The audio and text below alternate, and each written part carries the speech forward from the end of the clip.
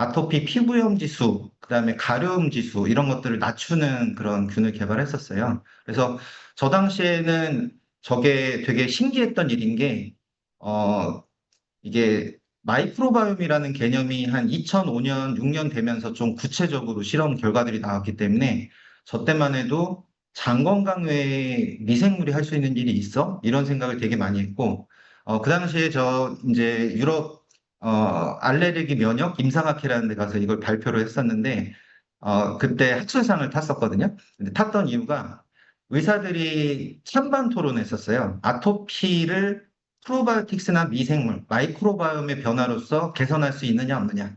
그래서 의사들이 이거를 그 전자투표 방식으로 그때 하더라고요. 그래서 이렇게 뭘 눌러가지고 하는데 결과가 어땠을까요? 2012년입니다. 결과를 말씀드리면 안 된다가 70%였어요. 그 미생물 가지고선 무슨 치료를 하냐, 뭐 이런 게 이제 70%였는데, 그래도 이제 연구 결과가 임상 결과까지 좀 있으니까 좀 확실하게 결과를 보여줘서 그 당시에 이제 상을 탔었고, 그다음에 국가에서도 이제 저는 사실 전공이 김치 발효예요. 그래서 김치의 우수성을 알리고자 연구를 많이 했는데, 우수성을 알리고자 연구를 하다 보니까 결국은 귀결되는 거는 김치가 가지고 있는 김치 유산균, 그리고 김치 유산균이 만들어내는 좋은 물질들, 이런 것들이 우리 몸 안에 들어가서 우리 몸 안에 있는 장내 미생물들과 어떤 상호작용을 하고 우리 몸에 어떻게 흡수가 되는가, 이런 것들이 되게 중요해지더라고요. 그래서 이제 연구했던 게 김치 유산균 가지고 균을 개발을 했었고, 이런 부분으로 이제 연구를 계속하면서 지우셉 대표님하고 지금 저 상 받은 균을 홀자페 교수님하고 같이 저자로 연구 결과가 나간 게 있습니다. 그래서 뭐를 했었냐면은 제가 홀자페 교수님한테 장까지 살아가는 힘이 외국의 균들은 발효유에서 많이 알려져 있다고 돼 있는데 김치유산균은 사람들이 약간 잘 모르는 것 같다. 제가 연구를 해보면 김치균은 그냥 먹으면 다 죽는 균이라고 하는데 정말 장까지 살아가서 좋은 균들이 너무 많고 저렇게 기능을 하는 균이 있는데 이거를 세계적인 석학이신 홀자표 교수님이 꼭 확인해 주시면 다 믿을 거 아니냐. 그래서 그거를 지 대표님하고 이제 홀자표 교수님하고 잘 이제 학교에 계실 때니까 지금처럼 사업을 같이 할 때는 아니고 그때 연구를 해서 논문을 냈었습니다. 네, 이런 결과들을 좀 말씀드리는 거는 뭐냐면은 아까 뭐 다이어트도 되고 간 기능 개선도 되고 뭐 이렇게 했는데 만병통치약이네? 뭐 이렇게 지금 기능성을 받은 거 보면은 이 프로바이오틱스 미생물이 어떻게 영향을 미치는지, 그리고 이 미생물이 영향을 미치는 게 대부분의 몸 안에 있는 장내 마이크로바이옴에 영향을 미치면서 뭔가 변화가 생기거나 아니면 장내에 있는 면역세포에 장상피세포에 있는 이런 면역세포들을 건드리면서 뭔가 변화가 생기거나 이렇게 이제 결과들이 나와 있는데 한국에서 지금처럼 다양한 개별 인정이라고 하는 인체 적용 시험을 해야지만 승인을 해주는 것들이 다이어트, 간, 피부, 코 이렇게 나왔다는 게 마이크로바이옴이라고 하는 게 우리 몸에 얼마나 많은 영향을 미치는지 간접적으로 증명해주는 사례라고 좀 생각을 해서 말씀을 드렸습니다. 네, 그럼 첫 번째 챕터인 내 몸은 왜 다르게, 남과 다르게 반응할까로 들어가겠습니다. 앞에서 이제 약간 지금 졸리실 수 있는 시간이라서 제가 영화를 하나 가져왔는데요. 저작권상 영화를 보여드리진 못하지만 제가 거의 비슷하게 설명을 한번 해드릴게요. 이 영화는 두 분의 저 대표 분들이 되게 유명하신 분들이 영화에 나오는데 이분들이 하얀 병원 같은 데서 사세요. 그래서 이분들은 뭐를 먹냐면은 저 남자분은 맨날 그 식이 섬유 파우더, 단백질 파우더 같은 거 있잖아요. 거의 그것만 항상 먹이고 저 여자분은 와인이나 뭐 이런 스테이크 같은 것도 좀 먹여요. 근데 저 남자분이 보다가 보니까, 아니, 왜 나는 맨날 이것만 주냐. 나도 고기 먹고 싶은데. 그래서 이제 좀 뭐 약간 퍼니하지만 탈출을 했어요. 그래서 저 공간을 탈출했는데, 저 아일랜드라고 하는 저 제목에 있는 건 뭐냐면은, 핵전쟁이 일어나고선 유일하게 사람이 살고 있는 유토피아라고 이제 속였는데, 저거는 그냥 페이크고, 저 사람들은 복제인간이었어요. 그래서 원본 인간들이 복제인간을 만든 이유가 있을 거 아니에요? 그래서 저 남자가 복제인간으로서 원본 인간을 찾아갔습니다. 근데 원본 인간이 이제 나와서 뭐라고 그랬냐면, 내가 술을 너무 많이 먹어서 간이 안 좋아져가지고, 너 간이 필요해가지고 복제를 했다라고 얘기했는데, 그래서 여기서 이제 제가 강조드리고 싶은 거는 여기서 저 사람들은 유전자는 동일하죠. 근데 지금 살아가는 방식에 따라서 건강 상태가 전혀 달라요. 근데 이 영화 전에 나왔던 영화에서는 항상 나랑 똑같은 사람이 있었어요. 근데 이 마이클 베이 감독에서 얘기하는 거는 유전자는 동일한데 어떠한 먹고 살고 하는, 먹고 운동하고 뭐 하는 거에 따라서 그 당시에 마이크로바이옴 개념이 없으니까 그건 설명 못했지만 전혀 다른 사람이 돼 있는 거예요. 아주 건강한 사람. 그래서 여기서 제가 강조하고 싶은 게 그 다음 연구들이 대단히 많이 된 게 그래서 일란성 쌍둥이에 대한 연구를 되게 많이 했습니다. 그래서 유전자는 100% 같은데 어떤 살이 찌고 안 찌고 그다음에 한 사람은 뇌졸중으로 죽고 한 사람은 건강하게 살고 이게 말이 되나? 이렇게 이제 연구들이 진행이 상당히 많이 됐습니다. 그래서 아까 영화는 2005년 정도에 나온 거, 이 연구들은 지금 2010년대에 되게 연구들이 많이 됐어요. 여기 보시는 분들은 둘 다 일란성 쌍둥이인데, 한 분은 되게 뚱뚱하고 한 분은 되게 이렇게 마르게 생기셨잖아요. 그래서 뚱뚱한 분은 좀 기분 나쁘시겠지만, 본인이 먹고 생활하고 환경했던 그 환경이 미국 이런 그 서구식 식단을 주로 하시고 서구식 환경에 사신 거고, 한 분은 입양을 동양으로 가셔가지고, 이분은 먹고 자란 게 동양인들이 드신 것들을 드시는 거예요. 그래서 결과적으로 한 분은 완전히 비만이 됐고, 한 분은 그냥 원래 날씬한 상태. 그럼 이분들이 정말 진이 모든 거를 결정한다 그러면은 둘 다 건강하던가 둘 다 아파야 되는데, 그렇지 않다라는 거를 내가 명확하게 좀 볼 수 있는 거죠. 그래서 거기에 대해서 가장 영향을 많이 주는 것이 무엇이냐? 그래서 주요 영향을 주는 것이 아마 마이크로바이옴일 거다 하는 것으로 예상했던 결과가 이 오른쪽에 나오는 그림입니다.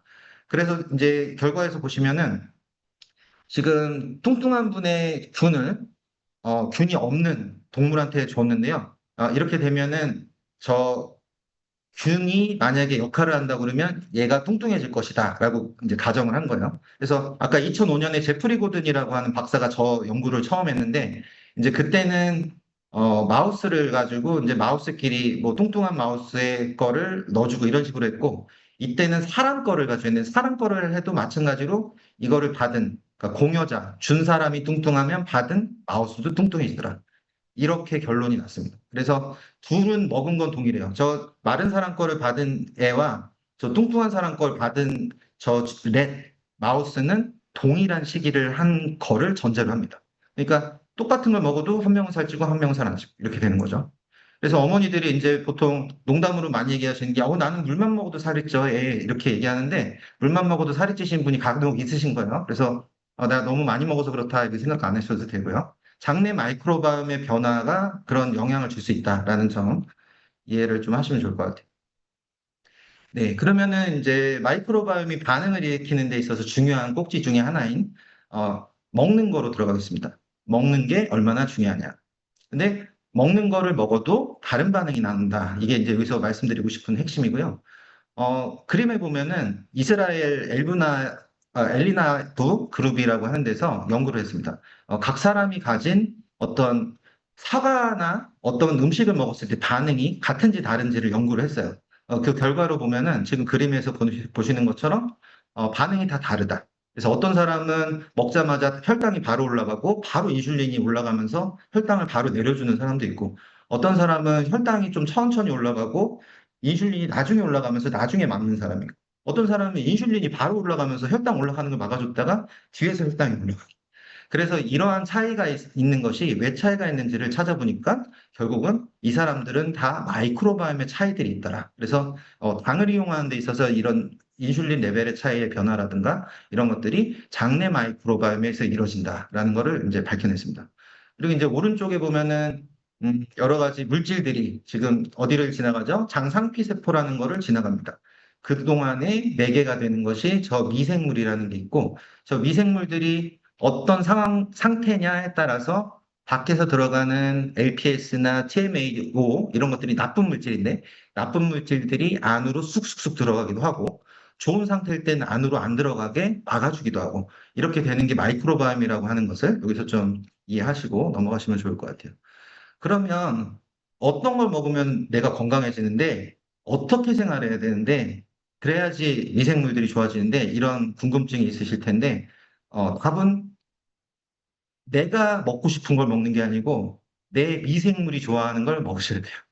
내 미생물이 좋아하는 건 뭐냐? 기본적으로 건강관리의 시작이자 기본인 마이랩을 기본으로 하신다면 그래도 많은 도움을 받으시겠지만 아예 없다고 생각하고 여기서 이제 말씀을 드리겠습니다. 없다. 그러면 무엇을 드셔야 되냐? 식이섬유가 많이 들어가 있는 채소, 과일, 그다음에 뭐 견과류, 그다음에 뭐 귀리, 보리, 그다음에 조금 덜 익은 바나나 이런 거 드시는 게 사실 진짜 좋습니다. 우리 몸 안에 있는 미생물들은 크게 두 가지로 나눌 수가 있는데, 우리한테 같이 오래 살아야 되는 균. 그리고 어떤 균은 우리한테 빨리 증식만 해서 다른 사람한테 빨리 가야 되는 균이 있어요. 이 첫 번째 균이 우리랑 평생 같이 가야 되는 균인데, 이 균들은 천천히 천천히 소화를 시키면서 우리하고 같이 살아요. 근데 밖으로 빨리 나가야 되는 균들은 갑작스럽게 증식을 하고 열을 일으키고 면역 반응을 급격하게 일으키고 기침을 하게 하고 설사를 하게 하고 이런 균들의 특징은 단순당을 빨리 먹어요. 그러니까 당이 이제 포도당, 설탕 이런 것 있잖아요. 그런 거를 빨리빨리 먹어치우는 애들이 보통 우리한테 나쁜 영향을 많이 줍니다. 그래서 저희가 먹어야 되는 거는 저속노화 뭐 이렇게 얘기하면서 슬로우 푸드 이런 거 얘기하잖아요. 그래서 보통 음식이 천천히 소화되는 걸 먹으면 그 천천히 소화된다는 이유는 우리가 직접 소화할 수가 없고 우리랑 같이 사는 미생물들이 소화를 시켜주면 좋은 물질로 바뀌고 천천히 몸에 들어가서 좋은 역할을 합니다. 이렇게 기억하시면 좋습니다. 그 다음에 이제 유전자 측면에서 우리가 좋은 유전자를 가지고 태어나는 건 사실 완전 축복이죠. 근데 그 부분이 아니라고 하면 운동 습관이라든가 수면 습관이라든가 라이프 스타일이 대단히 중요합니다. 그래서 그거를 잘 지키게 되면 지금 왼쪽에 보는 것처럼 저렇게 파란 되게 건강한 미생물들이 자라게 되고 그렇지 않게 되면 오른쪽에 이제 디스바이오시스 상태라고 하는 저거는 이제 장내 미생물 불균형 상태라고 합니다. 그래서 미생물도 어떤 적절한 균형을 이루고 있어야지 이제 생태계처럼 이제 골고루 좋은 균들이 많아야 되는데 저거는 이제 좋은 균들은 지금 죽은 상태고 우리 몸에서 빨리 증식하고 도망가야 되는 기회주의자들만 잔뜩 버글버글버글한 상태가 되면 몸이 아픈 거예요. 그래서 저런 상태가 되면 이렇게 다양한 질환들이 발생한다라는 것이 학계에 알려져 있습니다. 그래서 이런 반응의 차이를 만드는 것이 미생물이다라는 것 때문에 어떤 걸 먹으면 어떤 반응이 일어나고 어떤 걸 먹으면 어떤 미생물이 좋은 역할을 하고 나쁜 물질을 내고에 대한 연구를 하는 게 지금 저희가 하는 마이크로바이옴이고 두 번째는 여기서 좋은 물질과 나쁜 물질이라고 하는 거를 연구하는 게 이 대사체라고 하는 연구고 세 번째 연구가 HM파마가 지금 하고 있는 거트인이라는 기술입니다. 그래서 마이크로바이옴의 역할을 이제 버트인에 대해서 조금 더 자세하게 설명 들어가기 전에 이제 저희 마이크로바이옴 역할을 한 번 더 보겠습니다. 지금 소화에 관련된 걸 많이 말씀드렸는데요. 영양소를 더 잘게 분해하고 좋은 물질로 전환시키고 그다음에 식물 영양소를 기능성 화합물로서 전환하면서 이제 우리 몸 안에서 어, 제대로 기능을 하게 만들고 이런 것들에 대단히 많은 역할을 하고요. 그다음에 장 건강 증진 및 회복력 증진이라고 있는데 이 부분 조금 더 말씀드리면 우리 아이들이 이제 크면서 많이 짜증도 나고 스트레스도 받고 막 이렇게 되잖아요. 근데 저는 그런 얘기를 들으면은 마이랩을 혹시 드셨나요? 우리 아이는 마이랩 테스트 해봤나요? 이런 얘기 많이 하거든요. 왜냐면은 아이들이 짜증이 나는 거는 지금 환경이 안 좋아서 그럴 가능성이 높아요.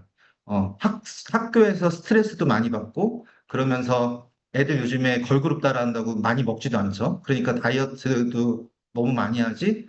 그러니까 이 장내에 지금 전체 균형이 깨져 있을 가능성이 높거든요. 그러니까 애들이 장내 마이크로바이옴이 안 좋으면 얘네들은 스트레스를 유발하는 그런 특징을 가지고 있고 그리고 염증을 유발하는 특징을 가지고 있어요. 그러다 보니까 전신 면역적으로 좀 영향을 주고 몸에 또 면역 불균형을 유발시키고 그다음에 스트레스 호르몬 같은 것들을 촉발시키니까 전체적으로 이제 화가 나고, 그다음에 특히 이제 뭐 많이 아시겠지만 군대 가도 단 거 땡기고 고2, 고3 때 아주 날씬한 애들 살 많이 찌는데 그때 스트레스 받으면 엄청 먹게 돼요. 이 식탐을 유발시키는 것도 장내 마이크로바이옴의 상태가 나빴을 때 뇌에다가 신호 전달을 상당히 많이 하는 걸로 알려져 있어요.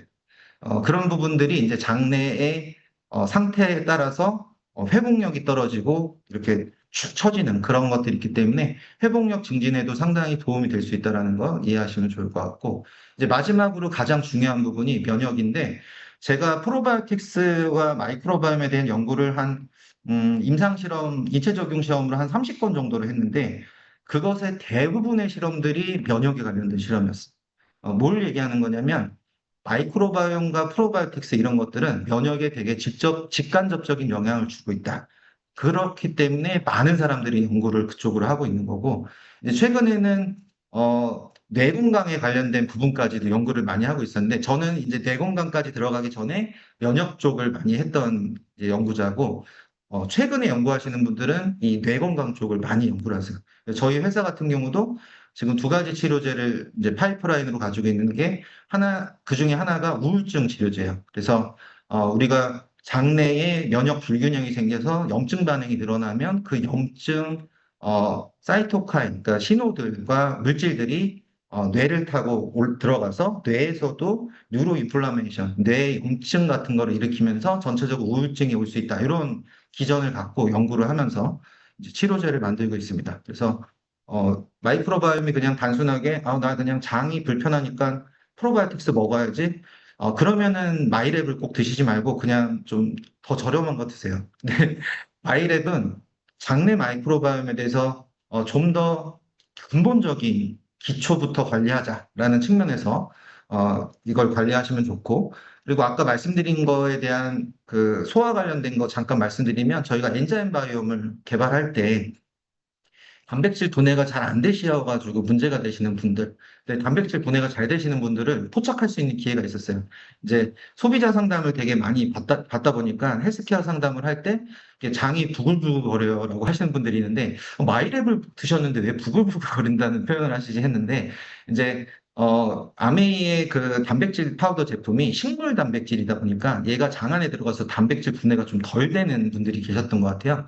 그래서 그분들의 특징, 이 어떤 건지, 그 다음에 단백질 분해가 잘 되는 분들의 특징이 어떤 건지 보니까 단백질 분해를 잘 하시는 분들이 가지고 있는 균들의 특징이 있었어요. 그래서 그 균을 추려가지고 소재화시켜서 엔자임 바이옴에다 넣어서 단백질 분해력을 뭐 450% 이렇게 올리는 소재를 그쪽에다 탑재시켜서 만들었어요. 그러니까 소화 부분에서도 상당히 탁월하게 영향을 줄 수 있다라는 것을 이해하실 수가 좀 있으시겠죠. 예, 여기서 보시는 그림 같은 경우는 보통 이제 그 그림을 많이 보실 때 마이크로바이옴에서는 이제 미생물이 들어가면 어떤 게 좋아져를 많이 보여드리는데, 여기서는 조금 다른 그림인 게, 무엇을 먹으면 내가 지금 장내 상태가 안 좋아. 그러면은 몸이 어떻게 되는 거야. 이거를 좀 많이 보여주고 싶은 그림이에요. 그래서 대표적으로 여기 TMA라는 것만 좀 설명을 드리면은, 저희 뭐 주로 먹는 이 단백질 식품, 유제품, 그다음에 달걀, 그다음에 붉은색 적색육, 이런 것들을 먹으면 여기는 콜린이라는 거랑 L카르니틴이라는 게 많이 있어요. 이거가 장내 미생물이 좋을 때는 좀 괜찮은데, 장내 미생물이 안 좋다 그러면 TMA라는 성분으로 많이 바뀌어요. 근데 이 TMA라는 성분이 또 장내 미생물이 좋으면 이 장 안으로, 장세포로 들어가는 게 좀 적어지는데, 이거 이제 나쁜 상태다 그러면 더 잘 들어갑니다. 그리고 이거는 간으로 전달이 되고요. 그 다음에 거기서 산화가 일어나요. 그래서 TMAO라고 하는 대표적인 심혈관계 질환을 유발한다고 알려져 있는 대표적인 물질로 변화가 돼요. 그래서 이게 있으면은 지금 보시는 이제 죽상 관상 동맥이라고 하는 것도 생기고, 여러 가지 이제 심근 뭐 관련된 부분들, 이런 질환들이 발생할 수가 있어요. 그래서 여기 오른쪽에, 왼쪽에 보면은 밑에 좀 그린색으로 있는 거 보면 여기서도 마찬가지로, 그럼에도 불구하고 다이어터리 파이버, 식이섬유가 많은 거를 드시면 단세지방산이라는 것들이 늘어나고, 그러면 장상피세포에서 얘를 받아들이는 수용체, 이거 수용체는 이제 어떤 거를 통과시키는 그런 통로를, 문을 여는 거라고 보면 돼요. 문을 열어주고, 문을 열어주니까 전체적으로 혈압이 낮아지고, 전체적인 이 혈관에 있어서의 문제들을 좀 이렇게 디스펑션을 줄여준다든가 이런 것들이 가능하다라는 걸 보여주고 있습니다. 그래서 음, 내가 먹은 음식이 장내 미생물을 바꾸고 장내 미생물이 반응을 하고 그 장내 미생물이 만든 물질들이 내 건강을 좌우한다. 이렇게 보시면 되고 우리가 또 마이크로바이옴을 관리해야 되는 이유가 저희 환경이 지금 되게 좋은 것 같지만 좋지 않아요. 사실 오늘은 제가 설명을 안 드렸는데 미세 플라스틱 같은 것도 정말 장내 교란을 많이 일으키고요. 그래서 이런 그 여러 가지 인더스트리얼 케미컬이나 폴루언트, 그러니까 오염 물질들, 우리 공기 중에 먹는 거, 그다음에 약물조차도 우리 장내 미생물에 대단히 많은 영향을 주게 되는데, 이 경우에 좋은 것들이 나오면 좋겠지만, 꽤 많은 경우에서는 이 디지즈 리스크, 그러니까 질병이 생긴다든가, 여러 가지 톡시시티, 그러니까 독성으로 작용한다든가, 이런 경우들도 있다라는 게 많이 알려져 있습니다. 인삼 관련돼 가지고는 저는 이제 그 관심이 좀 많았어 가지고 예전에 논문을 이쪽을 좀 많이 읽었었는데 항상 궁금했던 게 저는 인삼을 먹으면 안 된다고 어머니가 맨날 그러셨는데 이게 사상체질이라는 게 진짜 맞나? 그리고 나는 왜 먹으면 안 되지? 이런 생각을 했었어요. 근데 그 지호셉 대표님하고 홀자필 교수님이 어느 날 되게 재밌는 제안을 좀 하셨는데 저는 사실 반대했었거든요. 왜냐면 사상체질이라는 거를 조금 약간 반신반의했었는데 사상체질에 따라서 마이크로바이옴이 유형이 달라지지 않을까 이런 생각을 좀 하시더라고요. 그래서 그거를 연구를 해보시려고 사상체질에 조금 대가라는 분들을 찾아가가지고 뭐 그냥 약간 심플하게 얘기하면 태양인 뭐 소음인 이거를 바로 맞히게 하는 거예요. 근데 조금 그 예상하고 다른 결과, 이제 두 분이 예상했던 결과는 좀 다른 게 나왔던 게, 두 분이 태양인이라고 얘기했으면 한 분도 태양인, 아니, 한 분이 태양인이라고 그랬으면 저분도 태양인이라고 주장하는데, 한 분이 태양인 그랬는데 한 분은 태음인, 뭐 이렇게 얘기하고 잘 안 맞는 거예요. 그래서 이제 그런 것들을 보고선, 그러면은 이게 사상 체질이 아니고 인삼은 어떤 부분 때문에 우리 몸에서 흡수가 되고 흡수가 안 될까라는 연구를 좀 해야겠다 생각을 해서 논문도 많이 찾아보고 저희 피마스에서도 보고 했는데 결론적으로 말씀드리면 한국인의 30%는 인삼을 분해해서 우리 몸 안으로 넣어주는 미생물이 없더라. 이렇게 결론이 났어요. 그래서 사상 체질보다 더 확실하게 우리 몸에서 반응을 하는 미생물이 없구나. 그러면 그 미생물들을 어떻게 늘려주는 것이 어떻게 해야 되는가 이런 것들에 대해서 연구를 하는 게 맞겠구나 이렇게 결론을 갖고 이제 아메이하고 석류에 대해서 이제 아메이는 인삼 쪽은 없으시니까 석류에 대해서 연구하고 콩에 대해서 연구하고 이런 연구들을 지금 계속 좀 하고 있습니다. 네. 이제 오늘 그 약간 졸리실 시점에 더 졸린 장표를 가져왔습니다. 요게 이제 약간 석사급들이 보시고 박사급들이 보시는 건데 이 연구에서는 한마디로 이제 정리를 하면 저항성 전분을 먹고 장내 미생물이 반응을 해서 살이 빠질 수 있나? 이런 연구를 한 거예요. 되게 따끈따끈한 논문입니다. 24년에 나온 논문이라서. 그래서 여기 연구에서는 그 저항성 전분의 대표격인 옥수수 저항성 전분을 썼어요. 그래서 8주 동안 꾸준하게 먹였는데, 꾸준하게 먹인 결과 먹은 그룹은 마이너스 2.8kg. 이렇게 어느 정도 충분히 감량이 되더라. 그다음에 허리둘레도 줄고 이런 결과가 나왔습니다. 그런데 왜 이런 일들이 생겼냐라고 하니까 미생물적인 차이가 명확하게 있었던 거예요. 그래서 장내 미생물 변화에 따라서 이런 일들이 생기는구나라는 거를 좀 알게 됐습니다. 그 이제 그래프에서 보시는 그림은 CS는 그냥 일반 전분이고요. 그다음에 RS는 식이섬유 계열의 저항성 전분을 먹은 거예요. 그래서 하루 40g 정도를 먹였던 연구 결과고요. 네, 그래서 이제 이게 종합 결론입니다. 이 종합 결론에 보시면은 하루에 40g의 저항성 전분을 먹게 되면 각각의 사람들이 이거에 대해서 이제 반응을 합니다. 어떻게 반응을 하냐면 미생물이 변화가 되고 그다음에 어떤 메타볼라이트 여기서 메타볼라이트는 뭐 쇼체인 페리시드 이런 것들도 좀 변화가 있었다라고 하고 그다음에 뭐 지방산, 총콜레스테롤 이런 것들의 배설량들이 줄었다. 그래서 장 안에서 흡수가 좀 덜 되고 밖으로 몸에 들어가지 않아도 되는 것들이 좀 이렇게 빠져나갔다라는 결과들이 좀 있었어요. 그래서 그런 결과들을 바탕으로 해가지고 옆에 보이는 거는 뭐로 했냐면, 이 사람들이 주요 원인을 알기 위해서 그러면 저 지금 살이 빠진 분들의 분변을 아까처럼 마우스에다가 먹인 거예요. 그래서 점프리 마우스에도 먹이니까 얘네들이 저 SPF라고 적혀 있는 좀 날씬한 저 마우스가 나왔습니다. 그래서 저기 동물 모델에서 요거는 점프리 마우스가 아니구나. 일반 마우스, 그냥 일반 마우스한테 너 그냥 저 응가 저 날씬해진 사람 거 응가 먹어봐. 그래가지고 이제 몸에다 넣어주니까 쟤네들이 똑같이 시기를 했음에도 불구하고 날씬해진 걸 봤고요. 그다음에 저렇게 날씬해진 이유를 여기서는 한 번 더 들어갔어요. 그래서 앞에서 저항성 전분과 상관성이 높게 나온 저항성 전분의 그룹에서 많이 증가한 거로 나온 비피도박테리움 아돌레센티스라고 하는 균을 또 먹여봤습니다. 그랬더니 역시 살이 빠진다. 그러면 저 마이크로바이옴이 직접적인 영향을 줘서 살이 빠지는구나 라는 거를 알 수가 있었고요. 그 다음에 저항성 전분하고 아돌레센티스를 동시에 먹여봤는데 역시 둘 다 살이 빠졌어요. 그래서 저거는 확실하게 두 개가 상호작용하는 것이 맞다. 이렇게 이제 결론을 냈습니다. 예, 여기까지가 이제 지금 이 연구에서 가장 중요한 내용이었고, 밑에는 더 어려운 내용이 있어요. 여기는 이제 박사급으로 들어가는데, 이거는 저도 해석을 다 하기가 어렵기 때문에 아주 간단하게 말씀드리면, 저항성 전분을 먹으면 아돌레센티스라고 하는 균이 바뀝니다. 이 균이 바뀌게 되면 메타볼라이트, 그러니까 마이크로바이오타가 가지고 있는 장내 미생물의 메타볼라이트가 바뀌게 되는데, 이 메타볼라이트는 밖에서 들어가는 여러 가지 물질들이 들어가지 못하게 하도록 장상피 세포를 강화시켜요.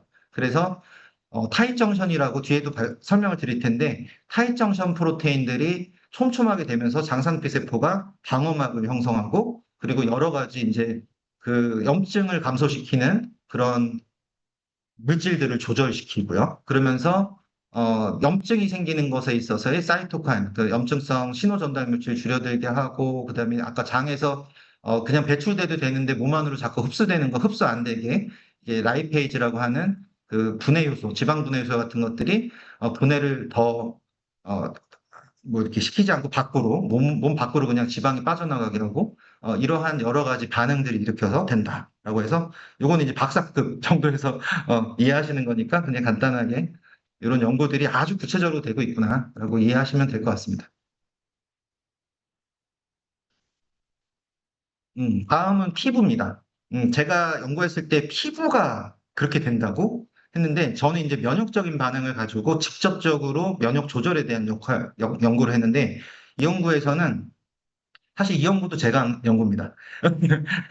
근데 이 연구에서는 뭐를 했냐면은 피부 상태가 안 좋잖아요. 아이들이 이제 중학교, 고등학교 되면 대학교까지 쭉 나는 게 이제 피부가 안 좋아져가지고 뿔뿔뿔뿔 이렇게 나는데 이렇게 피부 상태가 안 좋아졌을 때 이게 과연 장내 마이크로바이옴의 변화 때문인가? 그리고 프로바이오틱스를 섭취했을 때 이런 것들이 개선될 수 있는가? 이런 것들을 연구를 했습니다. 어, 사실은 전 세계에서는 임상 결과로는 최초 연구 결과고요. 이 연구 말고도 한 120명 대상으로 한 연구가 있는데 아직 그 전 직장에서 밖으로 퍼블릭 오픈은 안 했어요. 그래서 지금 요것만 좀 보여드리는데 여기서는 총 14명씩 두 군으로 나눠가지고 플라시보 군과 그다음에 이 균을 먹인 프로바이오틱스를 먹었던 사람들의 피부를 확인을 했습니다. 그래서 12주간 섭취했을 때 변화를 봤더니 피지 중 그 대표적인 여기 TG라고 있는데 트리글리세라이드라고 하는 지질이 있어요. 그래서 피지 중에서 특별한 지질을 감소시키고 그 다음에 표피 지질의 장벽을 유지하는 주요 이제 물질인 세라마이드라고 하는 것이 있는데 이 세라마이드에서 세라마이드 2라고 하는 것을 증가시키는 것을 확인했습니다.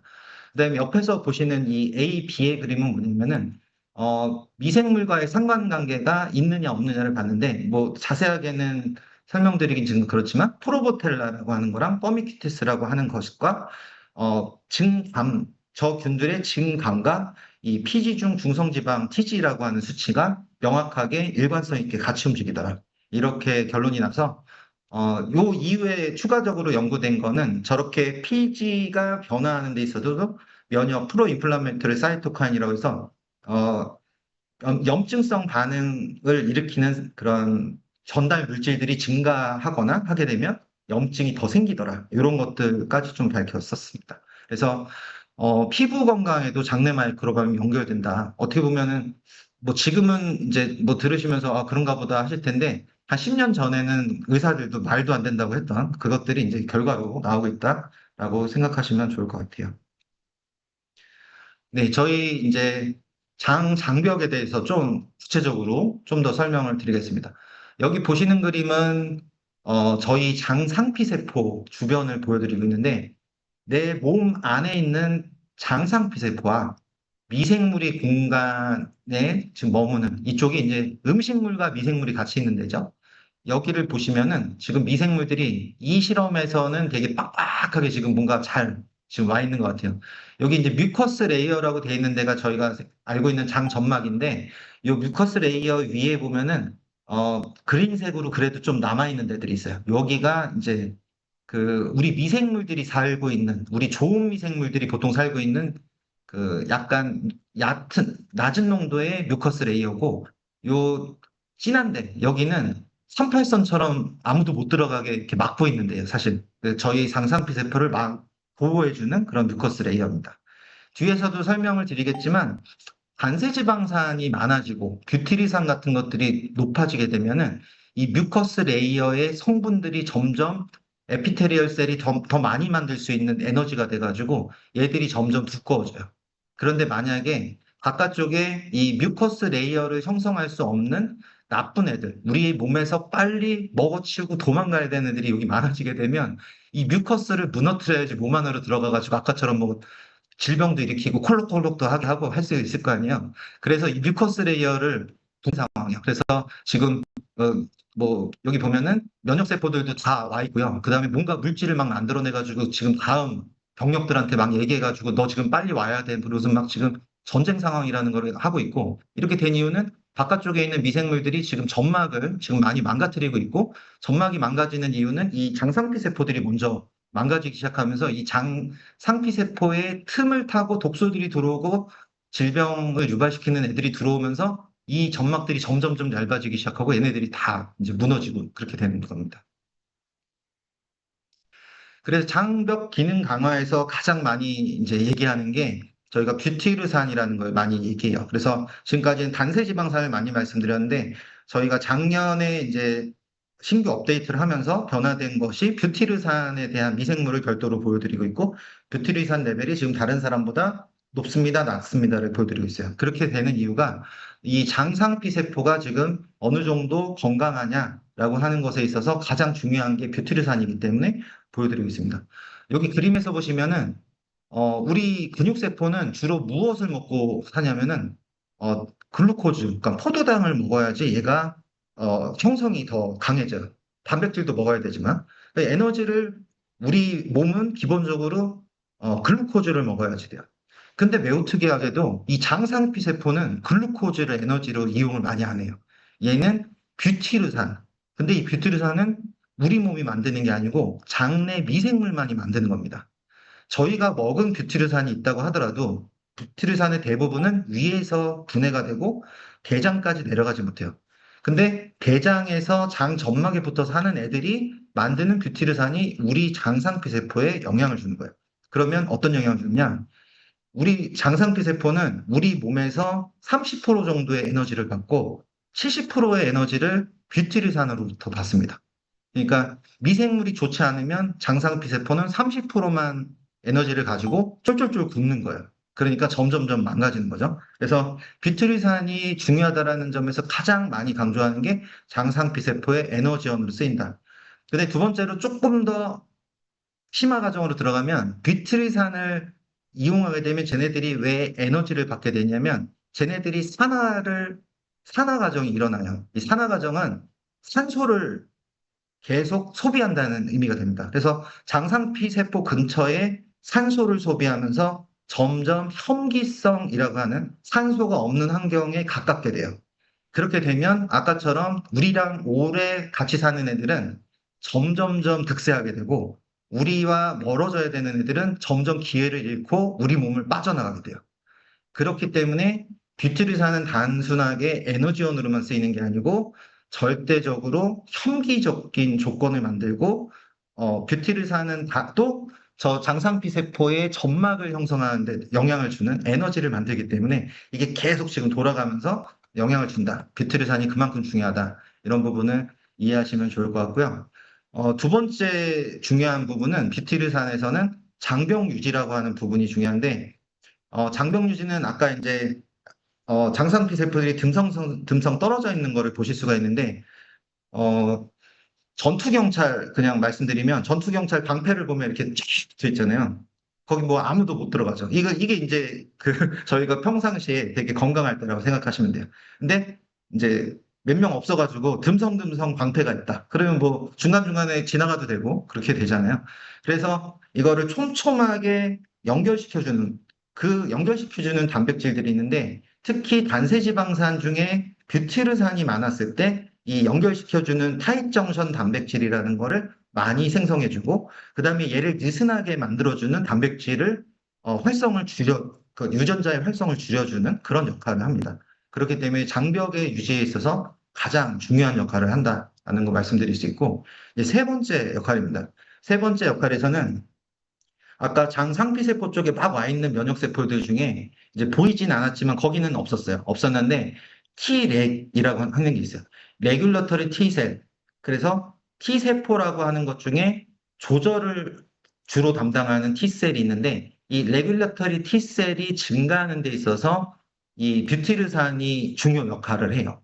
얘네들의 신호를 주고 뷰티르산을 통해서 면역세포들이 점점 T렉이 활성화가 되면서 어떤 이 T렉은 주로 하는 역할이 알러지라든가 아토피라든가 루마티스 관절염이라든가 이런 자가 질환이 일어나지 않도록 조절해주는 겁니다. 그러니까 되게 우리 몸에서 지금 자가 면역 질환이라는 것들이 많이 일어나는데 이런 것들에도 장내 미생물이 좋아지고 뷰티르산이 많아지고 그렇게 되면 왜 이게 좋아지는지 아까 제가 이제 피부 면역이라고 하는 연구를 했다고 그랬는데 그 피부 면역 연구에서도 이런 T렉이 어떻게 조절되는가 이런 연구들을 통해 가지고 어, 개선이 되는 거를 좀 볼 수 있었고요.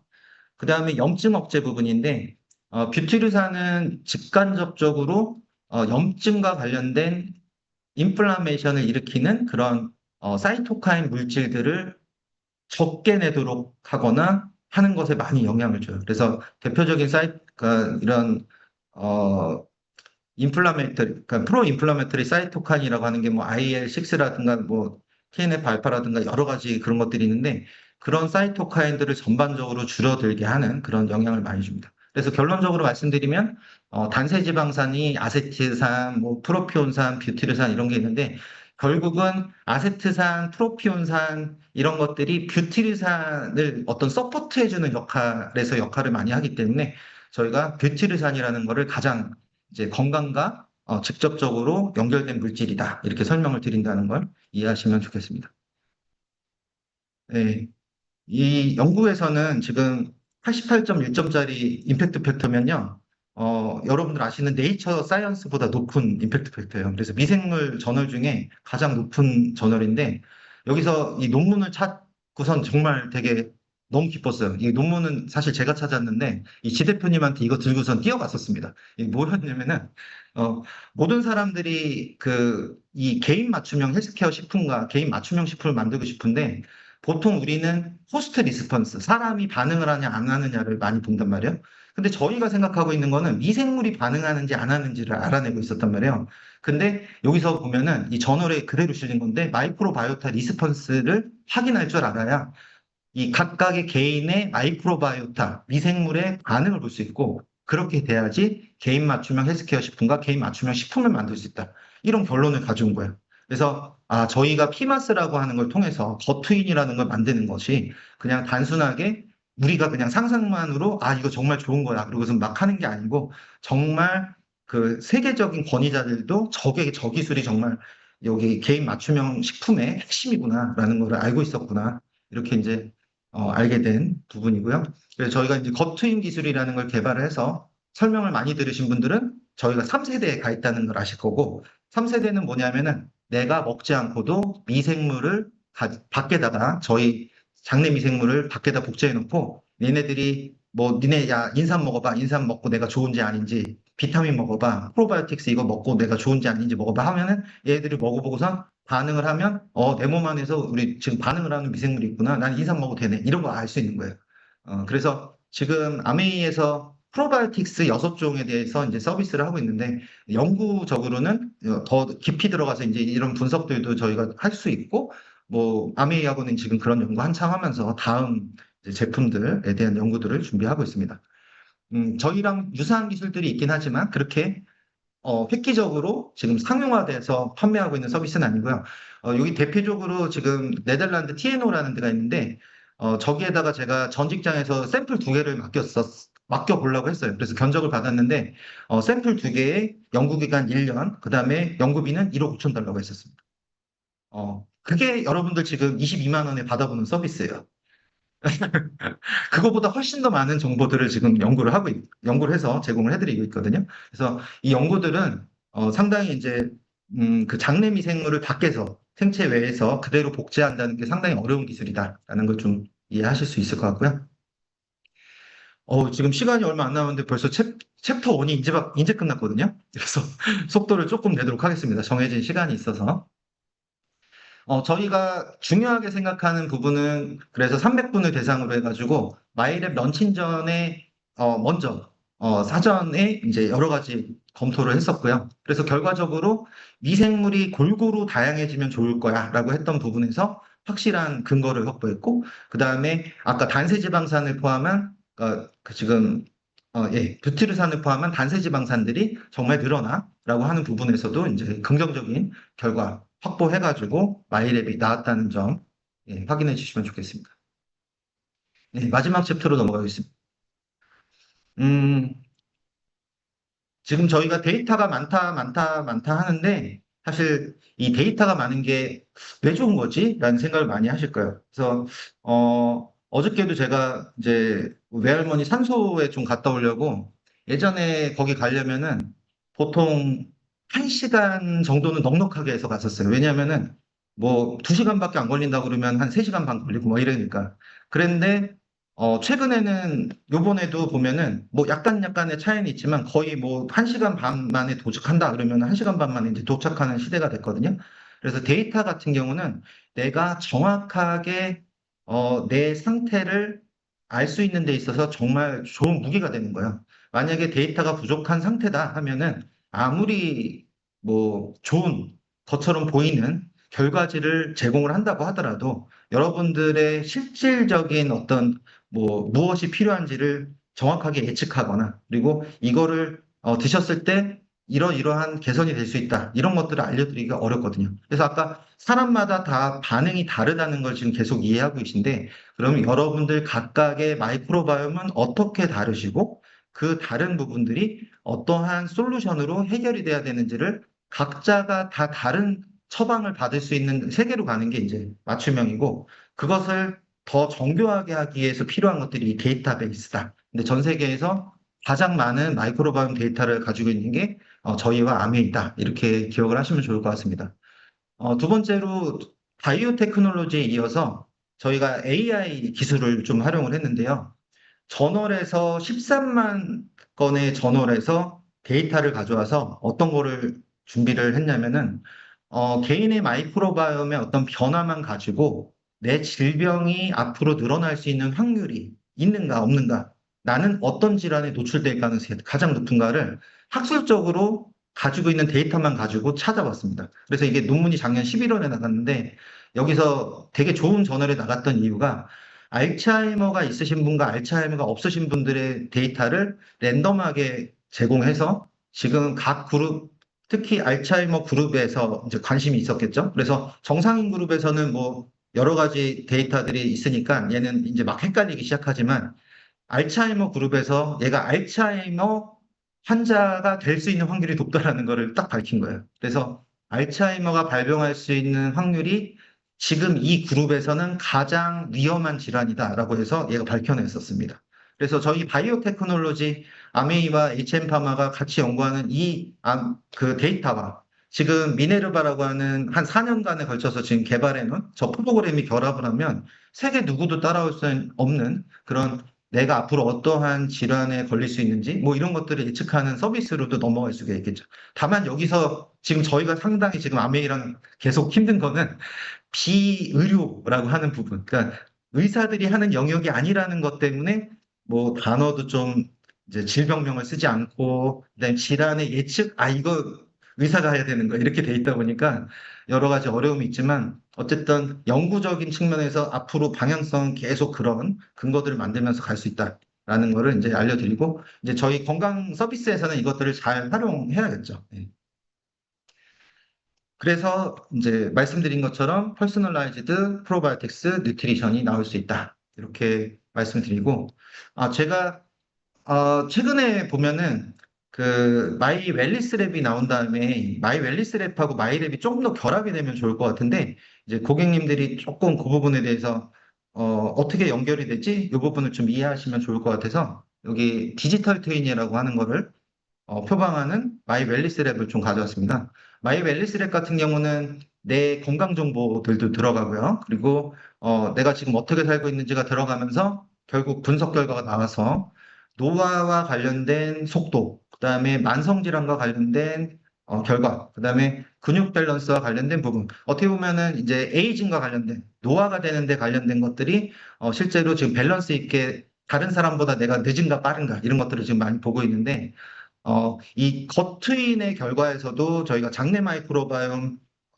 건강 관련 장내 마이크로바이옴 결과들이 15개가 있거든요. 그래서 주요 지표, 다양성 지표랑 지금 포스트바이오틱스 지표들이 정말 좋아지고 있는지와 그다음에 건강 관련된 장내 미생물에서 나오는 그 결과들, 그리고 이것들에 대해서 조합을 하시다 보면 뭐 그냥 직관적으로 심플하게 말씀드리면 여기 기능성이 쫙 떠 있는 거 있잖아요. 저 기능성은 내 간 건강, 항산화, 영양 균형, 피부 건강에 대해서 되게 직관적으로 당신은 무엇을 지금 관리하시면 된다라는 게 딱 뜨는 거예요. 그러니까 여러분들의 디지털 트윈을 제공해서 그럼 여러분들이 지금 만약에 체지방 조절에 빨간색이 떴다 그러면 체지방 조절에 관련된 부분에 추가적인 건강기능식품을 드신다던가 이렇게 관리를 하실 수 있는 거고 또 건강 관련된 장내 미생물에서도 다이어트 관련된 건강 관련된 장내 미생물이 있는데 그것도 레벨이 낮아요.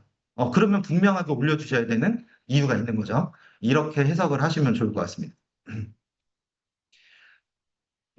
네, 마지막으로 저희는 이제 나보다 더 내 건강 상태를 잘해야 하는 어떻게 보면은 우리 건강 상태는 뭐 내가 잘 알아 하지만 사실 저희 잘 몰라요. 그러니까 뭐 암도 걸리고 뭐 하는 거잖아요. 건강한 사람이 갑자기 막 픽 쓰러지고 이러는 이유들이 있잖아요. 근데 그런 것들이 우리 몸 전체에 거쳐서 마이크로바이옴이 기본이 된다라는 거를 기억을 해주시면 좋겠고 마이크로바이옴 관리는 건강 관리의 시작이자 기본이다. 이렇게 생각을 하시고 두 번째로 종합 예측인데 나한테 무엇이 좋을지 아느니 결국은 마이크로바이옴의 데이터베이스라든가 이런 것들을 통해서 축적되는 우리 지금 마이랩 서비스가 계속 업그레이드 되는 방향 그리고 아메이에서 마이 웰리스 랩이라든가 이런 것들이 추가되는 방향 이런 것들이 나한테 무엇이 좋을지를 알려주는 그런 서비스의 거의 최고봉이라고 볼 수 있고요. 제가 그저께 제미나이하고 챗GPT한테 지금 우리 서비스에 대해 설명하고서 물어봤더니 지금 세계 최고 수준의 그런 맞춤형 헬스케어 기술들을